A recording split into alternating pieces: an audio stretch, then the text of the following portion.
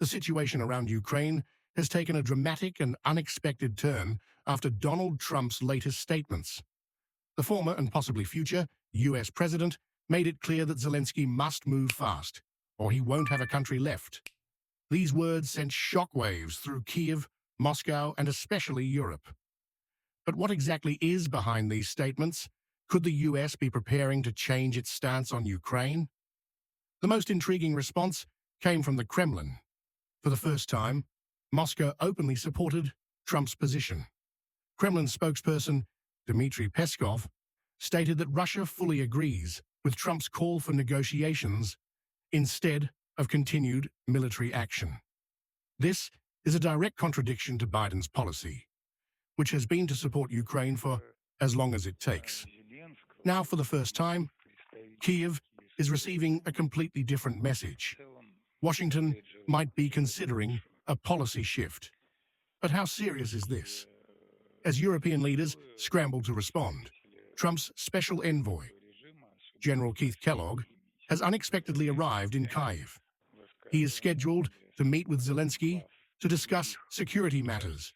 But what proposal has he brought? Zelensky himself admitted that the recent US-Russia talks in Saudi Arabia came as a complete surprise to Kyiv. And this is the most alarming part. If Washington and Moscow are already negotiating without Ukraine at the table, it raises a terrifying possibility. A deal could be made behind Kyiv's back. At the same time, tensions between Washington and Kyiv continue to grow. Zelensky has accused Trump of falling for Russian disinformation, especially after Trump implied that Ukraine itself was partly responsible for the war. Trump also went further, calling Zelensky a modestly successful comedian and even a dictator without elections. These statements have sparked outrage, but they also indicate a serious change in how US leadership views Ukraine's government. But there's more. Russia has already hinted at its conditions. Moscow will not accept NATO troops in Ukraine. Russian Foreign Minister Sergei Lavrov has stated that any foreign military presence, even under a different flag, would be seen as a direct threat to Russia's security. Meanwhile, Trump has publicly said something that no other Western leader has dared to say, that Ukraine's push to join NATO was the reason for the war. This statement echoes the Kremlin's narrative, shocking European allies who have spent years backing Ukraine's sovereignty. And this raises the most important question: what if Washington and Moscow are already laying the groundwork for ending the conflict? Reports suggest that British Prime Minister Keir Starmer is in talks with Trump about deploying European peacekeeping forces to Ukraine. The plan would involve sending up to 30,000 European troops under US protection in exchange for a ceasefire deal between Moscow and Kyiv. At the same time, NATO Secretary General Jens Stoltenberg recently warned that Europe should prepare for a scenario where US support is significantly reduced. The alliance is now discussing ways to fund Ukraine without relying on Washington.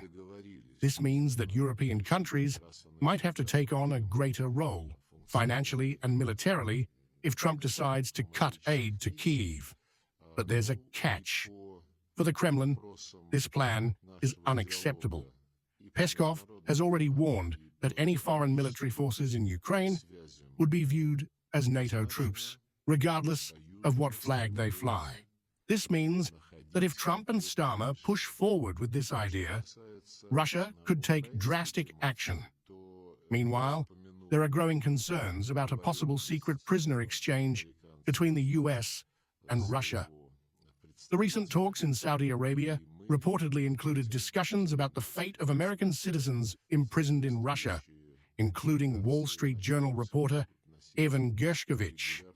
The US has been pushing for his release, and some sources suggest that Moscow might be using these negotiations as leverage for broader political agreements. So what is Trump's real endgame? Is he truly working toward peace, or is he setting the stage for a deal that allows the US to withdraw from the conflict with minimal losses? If Washington pulls back its support, Ukraine could face severe consequences. The country is already struggling with shortages of military supplies as U.S. aid packages face delays in Congress. If Trump returns to the White House and fully halts military assistance, Kyiv could be left in a vulnerable position. And here's the final twist. Putin has now stated that Ukraine is not excluded from negotiations. But what does that really mean? If Washington and Moscow are already talking, Kyiv might soon find itself facing a new reality, one where major world powers decide Ukraine's fate for it. There are already concerns that Trump's comments are playing directly into Putin's hands. Former UN Ambassador Nikki Haley, who previously ran against Trump, has criticized his remarks, calling them classic Russian talking points. At the same time, European leaders are rushing to reaffirm their support for Kyiv. British Prime Minister Keir Starmer recently called Zelensky to assure him that the UK remains committed. He even compared Zelensky to Winston Churchill, who, like Zelensky, led his country through war without holding elections. So what happens next? Will peace come on Ukraine's terms? Or are we witnessing the beginning of a high-stakes game where Zelensky is just another piece on the chessboard? One thing is certain. The answer will come sooner than anyone expects. And it deliberately distorts the truth.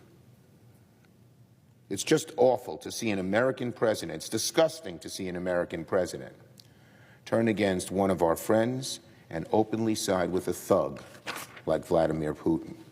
It's shameful to hear the president repeat Putin's propaganda while laying the groundwork for negotiations that favor Russia at Ukraine's expense. The people of Ukraine did not start this war. Vladimir Putin did.